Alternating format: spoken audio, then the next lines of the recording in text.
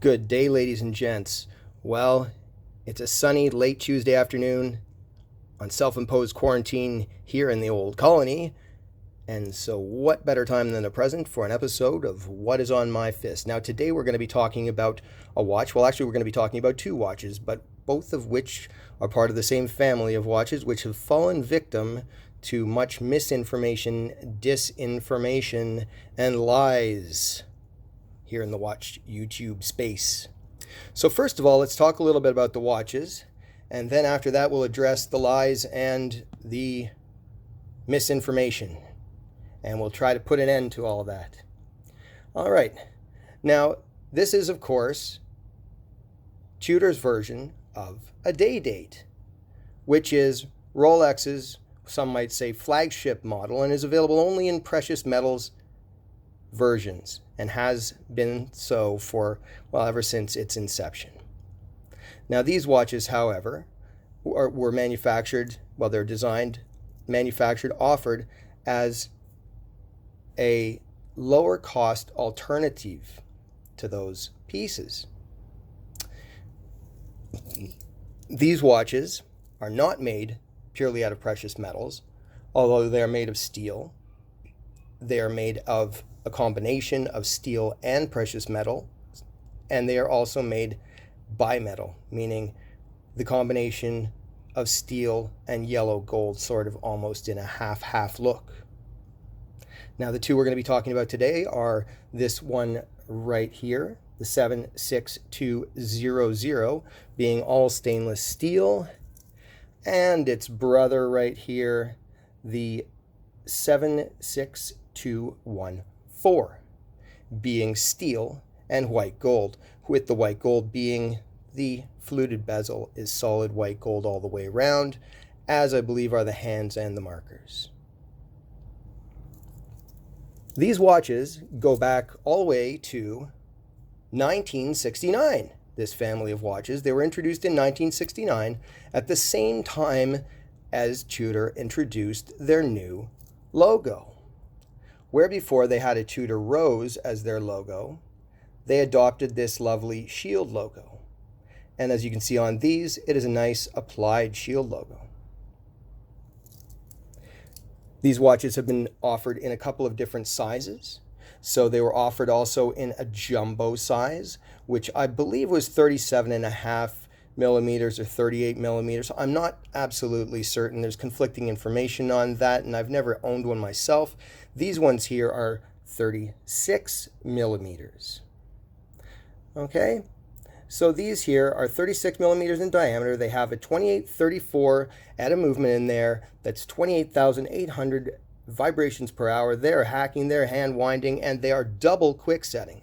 So in fact, the model numbers on these are M76200 and M76214. The M, I believe, talking about the very recently updated movement. That's normally they will put that M on a Rolex at the end, say like the Dive Watch 14060M when they upgraded the movement. So on these, they have added that M prefix at the beginning. This one here has a fluted white gold bezel. It's a solid white gold bezel that goes all the way through.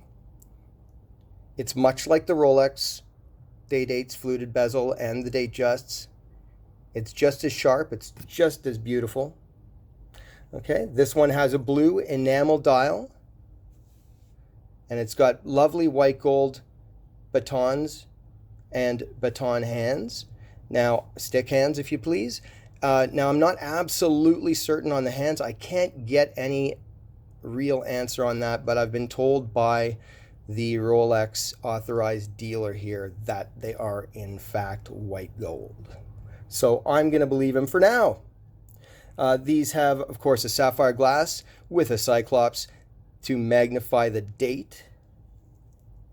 They have solid links bracelets. Okay, so the outer links are 100% solid, and the middle links are, I guess, what you could call almost like a tube. They're not folded in that they have any kind of a split or opening where they can break, so they are fully closed, but maybe what we could say that the the links are not absolutely solid all the way through. The end links are pressed.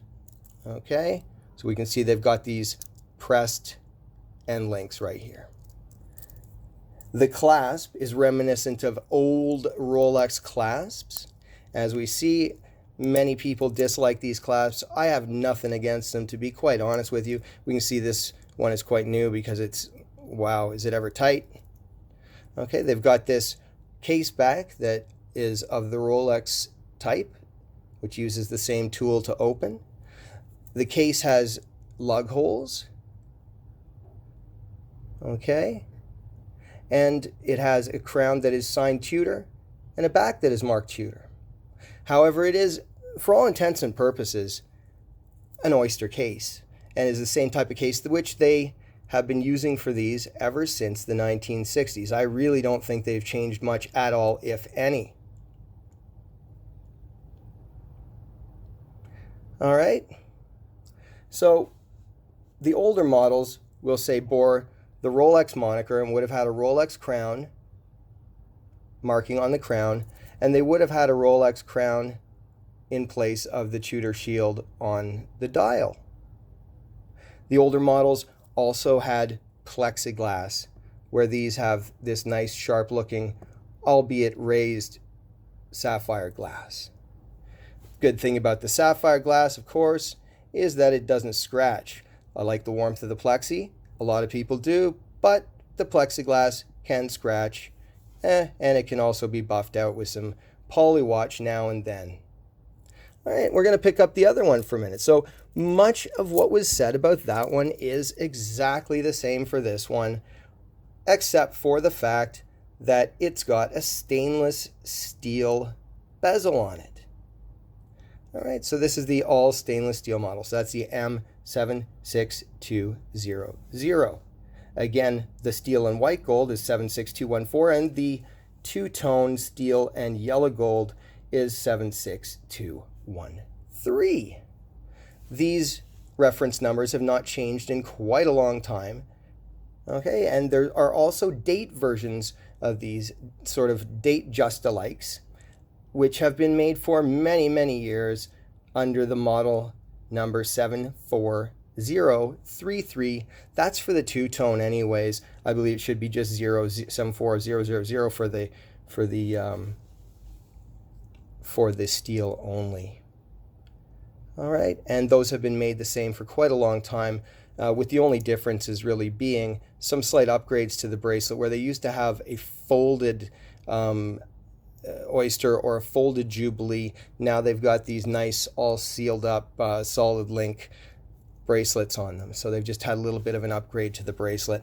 This one too has a really nice chamfer that goes all the way around the windows there for the date and for the day, so that makes this one look really, really, really slick, really sleek. I really like this one a lot too. It was really a pain trying to choose which one to buy when I was purchasing one, and who knows, maybe someday I would like to get another. All right, now I suppose that's basically it for the watches. They've got a quick set day, a quick set date. It quick sets the day by flipping in one direction, and then you can quick set the date by turning in the other direction when you're in the position 2. Right. They've got 100 meters of water resistance as well, so they're good to swim in, these watches. They're really good for anything. I would recommend these watches for any activity short of diving. I mean, this one looks a little dressier, and the silver one, of course, looks quite a lot sportier, right?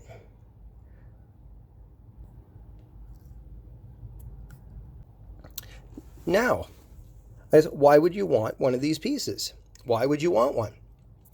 Well, either you need a really good all-round watch and it's within your price range and you really like the watch. Maybe you really like day dates, but you don't necessarily want to be wearing something in precious metal all the time or any of the time, so this is a great alternative to that. Or maybe you really love day dates and you really can't afford one for the time being, and so this could be a substitute until you decide to get yours. So yeah, a variety of reasons why you might like to wear it. I really like the watches exactly for what they are, and I really like day dates, and I really like the versatility and the wearability, and the sort of safety and I don't know, non-flashiness in wearing a steel piece as opposed to wearing an all yellow gold piece. At some times maybe that's not appropriate, right?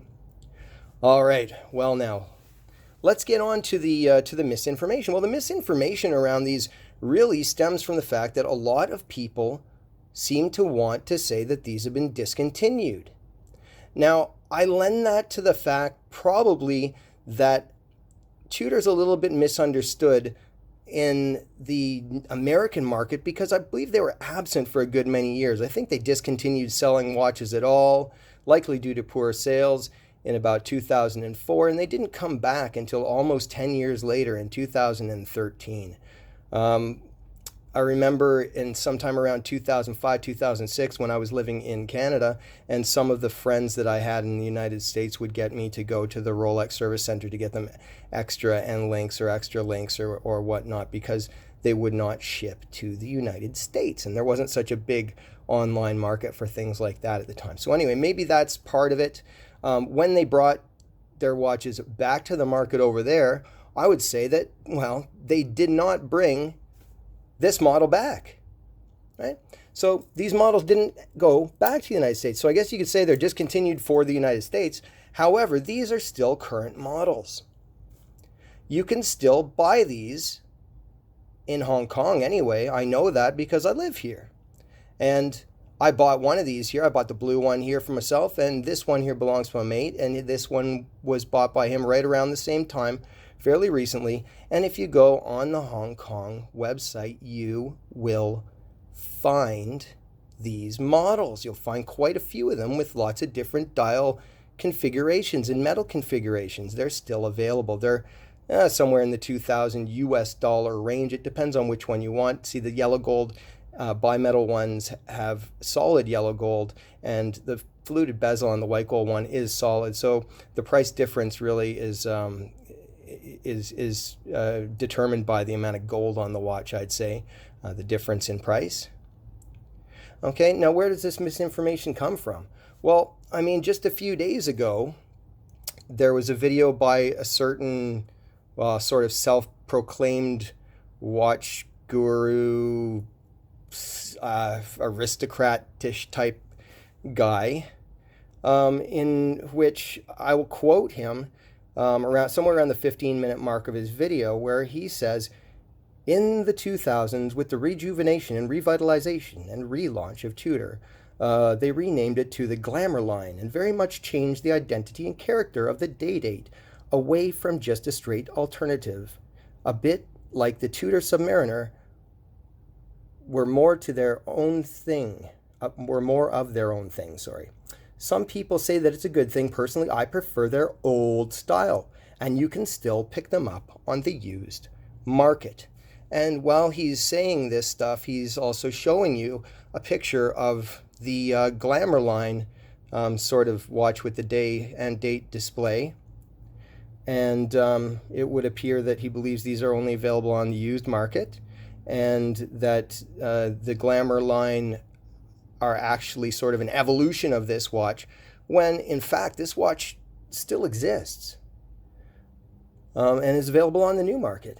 I believe in that video he also says that the earliest ones were back in the 1970s. Actually, they were introduced in the late 60s. Another video where there was a little bit more disinformation about this. It was one that was about, not the date, but about the Prince date. And we had another fellow who at one point dropped a Rolex off the top of a car and smashed it in the street and began to cry, embarrassingly enough, on film about it,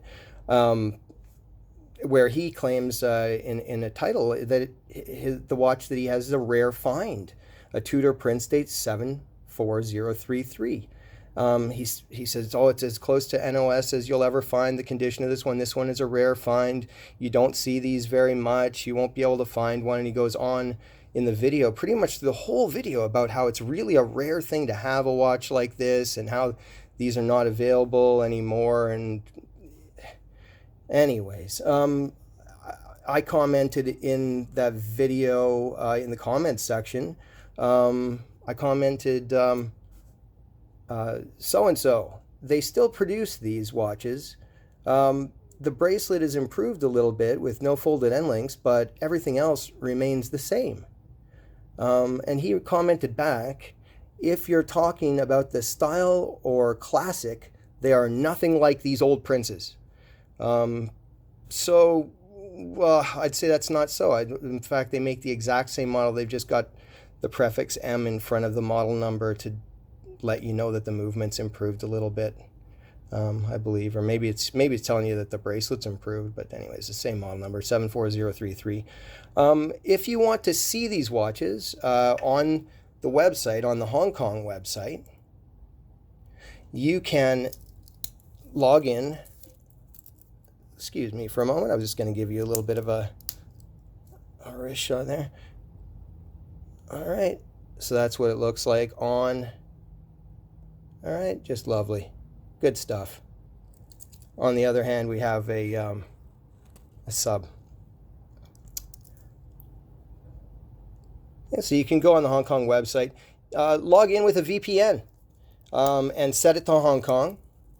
Or better yet, you can come over and visit once everything calms down a little bit over here with the whole cerveza sickness thing that's happening around here, the Kung Flu, or whatever you like to call it.